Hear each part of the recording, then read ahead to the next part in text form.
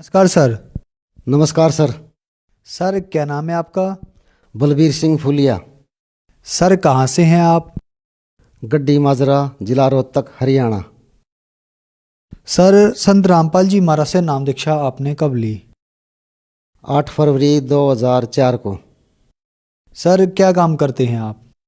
मैं पुलिस विभाग से इंस्पेक्टर रिटायर्ड हूँ।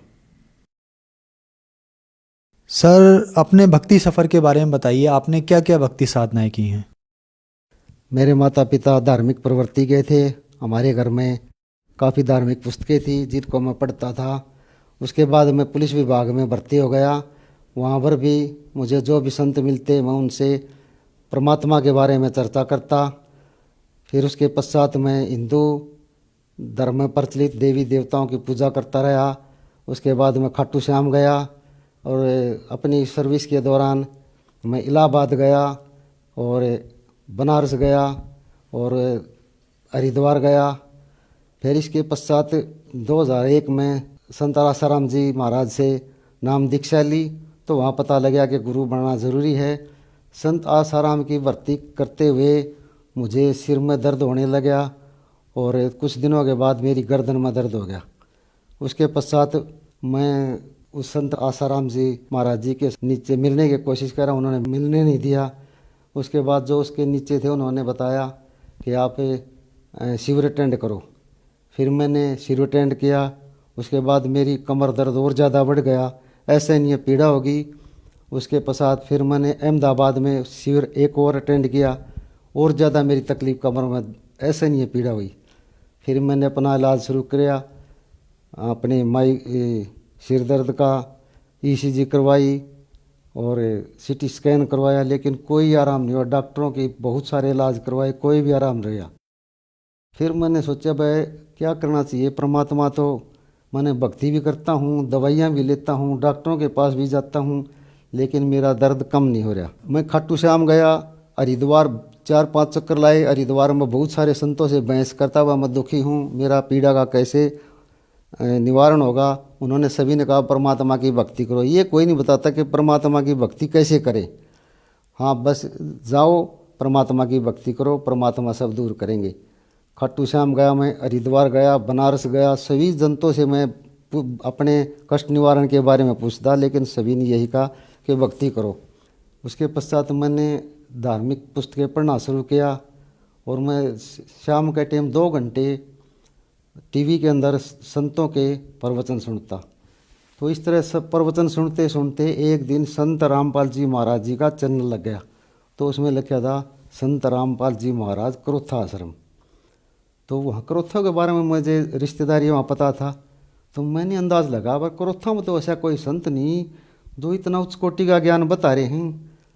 तो फिर कुछ दिनों के बाद भिवानी के अंदर संत रामपाल जी महाराज जी के पोस्टर लगे हुए थे।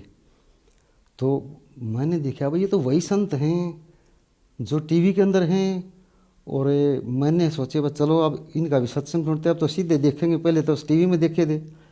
तो वहाँ मैं सत्संग सुनने गया तो संत रामपाल जी महाराज ने बताया कि ब्रह्मा विष्णु महेश तो देवी देवता हैं और ब्रह्म काल भगवान है और ये इसके पुत्र हैं।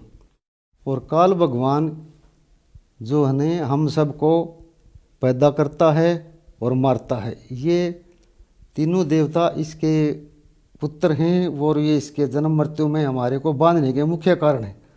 और मैं ब्रह्मा विष्णु महेश विष्णु जी को तो मैं सर्वे सर्वा मानता था। फिर मैंने सोचा भाई ये संत कैसे बता रहे हैं। मैंने एक आधा घंटे का सत्संग के बाद फिर उन्होंने प्रमाण दिखाया। 11वें अध्याय के 32वें श्लोक में संत रामपाल जी महाराज दिखाया तो ये तो ब्रह्म भगवान है, ये तो काल है।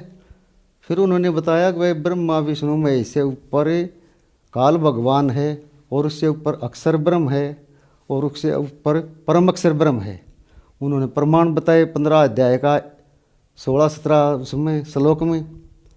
फिर मैंने सोचा भाई 1 घंटे के सत्संग में मेरे सारे ज्ञान का पता लगा। भाई तो वाकई में संत हैं और बाकी तो जो अब तक तो नहीं देखा वो तो अज्ञान था। संत रामपाल जी महाराज जी के बारे में पता लगे वे वाकई में परमात्मा के अवतार हैं, यही संत हैं, यही सर्व ज्ञान के स्रोत हैं।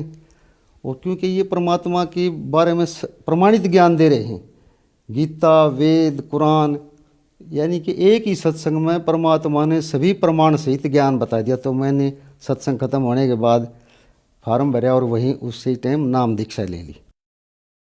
सर जैसे कि आपने बताया कि बहुत गुरु बनाए आपने, आसाराम जी को गुरु बनाया, वहाँ आपकी समस्याएं थी वो हल नहीं हुई, फिर संत जी का ज्ञान समझ के, संत रामपाल जी का ज्ञान समझ के आपने नाम दीक्षा ली। क्या संत रामपाल जी महाराज से नाम दीक्षा लेने के बाद आपकी परेशानियां ठीक हुई? मेरे गर्दन में दर्द रहता था, मेरे कमर में ऐसे नहीं पीड़ा थी। मैंने बहुत इलाज कराया, आयुर्वेद से, होम्योपैथी से, सभी डॉक्टरों के पास मैंने इलाज कराया। और संत रामपाल जी महाराज जी से नाम दीक्षा लेने के बाद 15 दिन के बाद जो मेरे साथी थे उन्होंने कहा तू तो इतना पीड़ा से आज क्या बात, ठीक कैसे हो गया, किसे दवाई ली?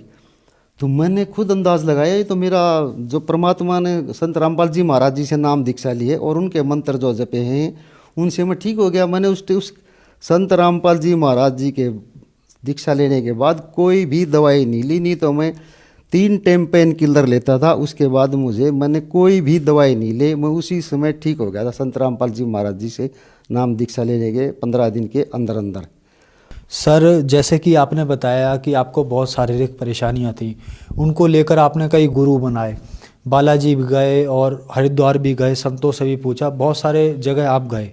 आपने कहा कि लगभग मैं सभी जगह गया अपनी समस्या का समाधान करने के लिए। संत रामपाल जी महाराज से नाम दीक्षा ली और आप ठीक हो गए। तो सर ऐसा क्या बात है कि आप देवी देवताओं के पास भी गए, प्रमुख मंदिरों में भी गए, संतों के पास गए, लेकिन आपका रोग संत रामपाल जी महाराज जी के यहाँ ही ठीक हुआ, ऐसा क्यों? और संत सिर्फ भक्ति के बारे में नहीं बताते, और ही कुछ बता रहे हैं, वेदों के बारे में ज्ञान नहीं बताते। संत रामपाल जी महाराज वेद, शास्त्र, कुरान, बाइबल, गुरु ग्रंथ साहिब इनके अनुसार भक्ति बताते हैं और प्रमाणित सहित ज्ञान बताते हैं। और एक एक मंत्र को, एक एक श्लोक को उंगलियां रख रख के पढ़ाते हैं। उसका पूर्ण एक श्लोक को समझाने के लिए, एक मंत्र को समझाने के लिए बहुत सारे प्रमाण संत रामपाल जी महाराज ने दिए। उनके मंत्रों में वो शक्ति है कि उनसे जीव की सभी जो उनके पास कष्ट हैं, आर्थिक हैं, शारीरिक हैं या मानसिक हैं, उनके मंत्रों की शक्ति से सभी कष्ट दूर हो जाते हैं।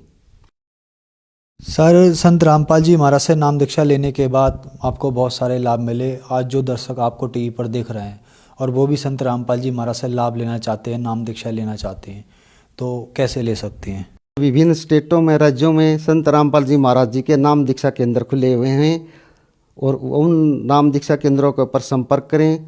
विभिन्न चैनलों पर सत्संग आते हैं, उनके अंदर फ़ोन नंबर आते हैं, उनको नोट करो और संपर्क करो। कहीं से भी दीक्षा ले सकते हैं अपने नज़दीकी केंद्रों से। संत रामपाल जी महाराज जी की पुस्तकें ज्ञान गंगा, जीने की राह, गीता तेरा ज्ञान अमृत, इनको पढ़ो, इनको समझो, इनको देखो। वो संपूर्ण ज्ञान से परिपूर्ण हैं और सभी वेदों का, शास्त्रों का ज्ञान के आधार पर वो परमात्मा के द्वारा लिखी गई वाणियाँ हैं। धन्यवाद सर। सत साहिब, सत साहिब।